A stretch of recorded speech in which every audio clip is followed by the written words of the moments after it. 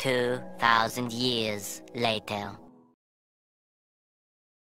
Hello mga idol, welcome back to my channel, at kung bago ka pa lang dito ikaw ay aking inaanyayahan na mag-subscribe, at pakiclick mo na rin ang bell icon para lagi kang nauuna sa mga bagong update at sa mga videong ina-upload ko.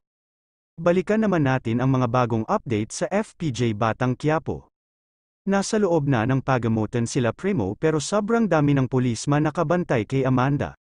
Pero nakagawa pa rin sila ng paraan para makalapit sila kay Amanda at masabi ang plano nilang itakas si Amanda at si Yali ang nakapasok sa loob ng kwarto ni Amanda.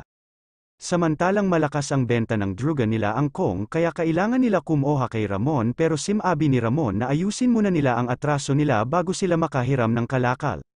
Samantalang nakaharap na ni Bubbles target nila pero hindi niya napurohan dahil nanlaban ito sa kanya kaya nagkagulo maraming bodyguard ang congressman. Samantalang nag-aalala ang lolo ni Bubbles na baka magtangkang tumakas si Tanggol malalagay sa alanganin ang apo niyang si Bubbles, mapatay kaya nila ang target, tuluyan na kayang tumakas si Tanggol. Yan ang ating aabangan dito lang sa FPJ Batang Quiapo. Hanggang dito na lang, God bless you all.